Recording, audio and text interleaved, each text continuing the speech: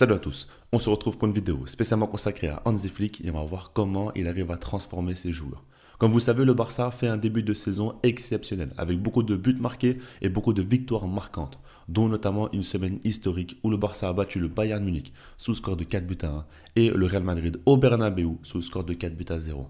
On voit des joueurs métamorphosés avec certains qui arrivent à afficher un niveau auquel on n'aurait jamais pu soupçonner. Ils sont vraiment très impressionnants et en train de passer plusieurs caps dans leur carrière. Et donc, on va essayer de comprendre les méthodes d'Hansi Flick. Déjà, on va commencer par le premier point qui est son style de jeu. Évidemment, c'est une donnée importante à prendre en compte.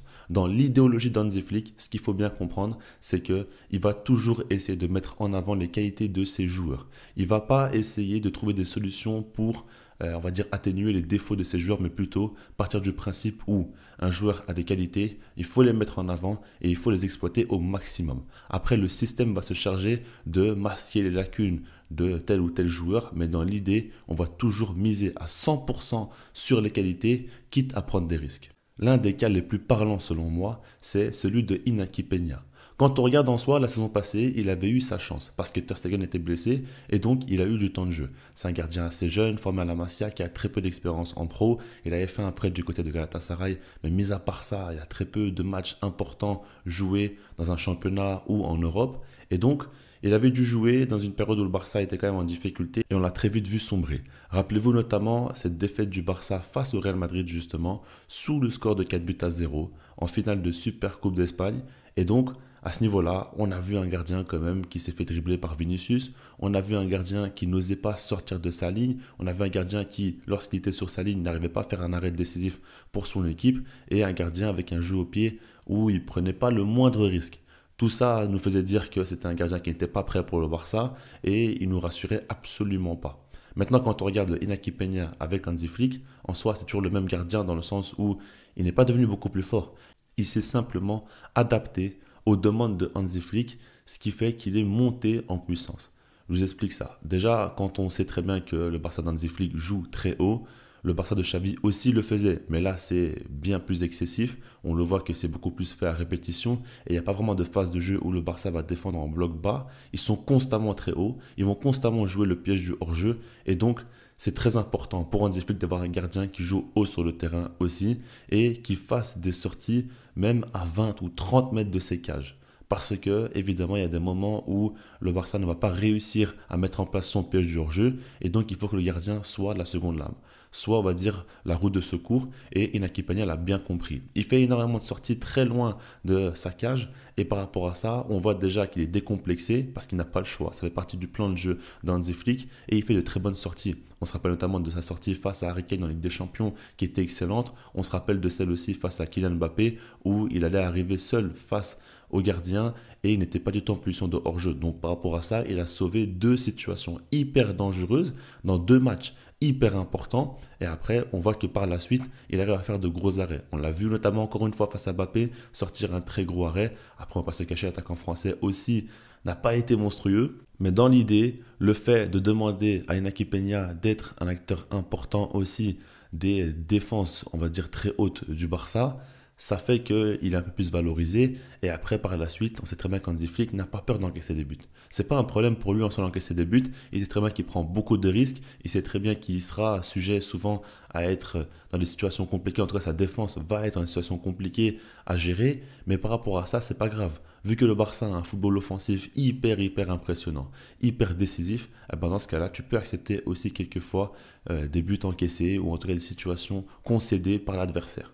Et donc, Inaki Peña aussi n'est pas là à se dire que si jamais il encaisse un but, c'est la fin du monde. Non, loin de là. Il sait très bien qu'il va être confronté à de grosses situations et par rapport à ça, il arrive très bien à s'en sortir. Maintenant, quand on regarde, il y a d'autres joueurs. Par exemple, le cas de Pedri est très évoquant selon moi parce que en soi, Pedri, on sait tous que c'est un joueur avec une vista exceptionnelle, avec une qualité de passe hors du commun. Et quand on regarde en soi, Hansi Flick demande beaucoup de déplacements à ses joueurs, avec beaucoup de liberté. On voit que Rafinha joue sur le côté gauche, mais il est très proche de Lewandowski en soi. Lamine Yamal peut jouer collé à la ligne comme peut rentrer dans l'axe. Le numéro 10, dont notamment Fermin Lopez, fait énormément de déplacements et on voit que ça bouge énormément.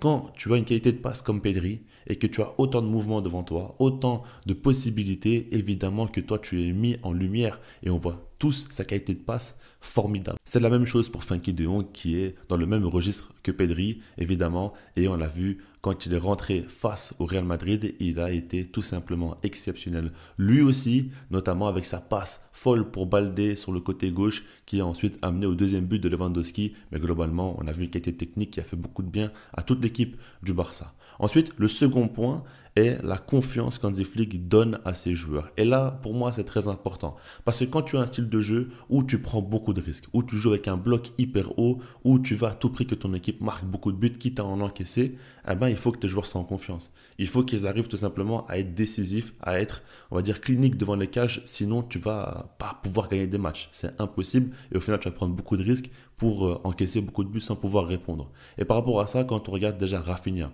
il est vraiment sur une autre planète en ce moment. C'est un joueur totalement différent de tout ce qu'on a vu jusqu'à présent dans sa carrière, que ce soit à Leeds, que ce soit au Barça, avec le Brésil, tout ce que vous voulez. Aujourd'hui, ce n'est plus le même joueur. Et ça, c'est dû à Hansi Flick, qui le met en confiance, qui le valorise, qui a toujours mis quand même beaucoup d'importance envers ce joueur-là et qui lui donne beaucoup de liberté sur le terrain. Il peut jouer collé à la ligne côté gauche s'il le souhaite, il peut rentrer un peu plus dans l'axe, il peut se rapprocher de Lewandowski, il peut même aller sur le côté droit s'il le souhaite, il fait ce qu'il veut et au niveau des déplacements, il peut faire des déplacements obliques, latérales, tout ce qu'il veut. Ce qui lui donne beaucoup de possibilités et on voit qu'au final, il se régale. Il arrive vraiment à apporter beaucoup à l'équipe et puis les déclarations aussi jouent. Quand Hansi Flick dit qu'il n'a jamais pu coacher un tel joueur en étant aussi fort avec et sans ballon, il le valorise constamment, match après match et donc Rafinha lui rend tout ça sur le terrain. C'est la même chose pour Lewandowski. On sait très bien que sous Xavi, sa dernière saison était catastrophique. Il a été énormément critiqué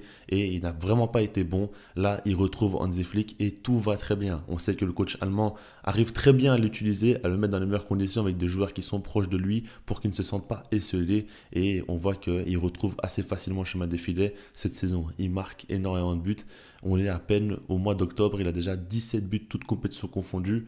C'est lunaire. C'est pas normal de marquer autant de buts. On voit qu'il marque face au Bayern, face au Real Madrid, il met un doublé aussi dans les matchs importants, il est décisif, alors que c'est ce qu'on lui reprochait depuis le début de sa carrière limite.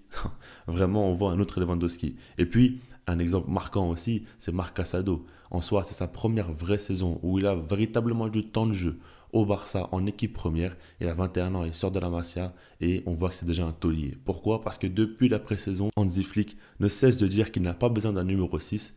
Il ne doit pas en recruter un parce qu'il a déjà des joueurs très forts à la Masia. Il faisait référence à Marc Casado et Marc Bernal. Et quand on regarde en soi, Casado a su monter en puissance. On voit qu'il se sent important dans l'équipe de Hansi Flick parce que le coach allemand l'a toujours mis en tant que titulaire. Par exemple, face au Bayern, il y a des joueurs quand même qui sont revenus de blessure, comme De Jong, comme Gavi et Fermin Lopez, Olmo. Il aurait pu se dire que vu qu'ils sont de retour, il va les faire jouer à la place de Casado et le mettre sur le banc parce que c'est des joueurs quand même qui ont montré plus de choses dans leur carrière, qui sont évidemment normalement meilleurs que Casado, après ça dépend du registre, hein, mais dans l'idée il aurait pu se dire ça. Non, il a voulu continuer à faire confiance à Marc Casado et il l'a rendu sur le terrain avec deux prestations exceptionnelles, que ce soit face au Bayern ou face au Real Madrid. Et puis pour terminer, par rapport à Inaki Peña aussi, on sait que Szczęsny est arrivé au club, mais Hansi Flick a directement dit qu'il est très satisfait d'Inaki Peña et qu'il compte le faire jouer notamment face au Bayern Munich et dans les matchs importants. Et au final, ça fait que Inaki Peña se sent légitime d'être en tant que titulaire et ne se dit pas qu'il ne reste plus que quelques matchs avant que Szczęsny prenne sa place. Le dernier point de la vidéo est la gestion folle de Hansi Flick. Parce qu'on sait très bien que c'est un coach quand même qui n'hésite pas à faire tourner son effectif alors qu'il y a quand même des matchs importants, des victoires à aller chercher, des points importants aussi pour la Liga. Il n'hésite pas à le faire, ça c'est une chose, mais surtout à très bien faire reposer ses joueurs aussi. On sait qu'au Barça, la plupart du temps ces dernières années, on a vu des joueurs cramés parce qu'ils ont dû enchaîner énormément de matchs. Ils étaient fatigués mais ont dû quand même jouer et au final se sont beaucoup blessés. Par rapport à ça, Hansi Flick déjà a mis en place une meilleure préparation physique. Ça, on le sait très bien, c'est une bonne chose, mais surtout, il arrive beaucoup plus à protéger ses joueurs. Regardez par exemple Fermin Lopez. Il est revenu de blessure et Hansi Flick lui a donné du temps de jeu face au FC Séville pour se remettre en jambes avant d'être titulaire face au Bayern Munich. Et c'est là où il fait un match fou, où il délivre 2 passes décisives. Donc c'est une très bonne chose, mais il va directement le faire reposer pour le match face au Real Madrid. Ok ? Et à ce moment-là, on voit qu'il face au Real Madrid, il est encore une fois mis en tant que titulaire, mais il ne va pas jouer plus d'une mi-temps non plus pour pas trop le cramer.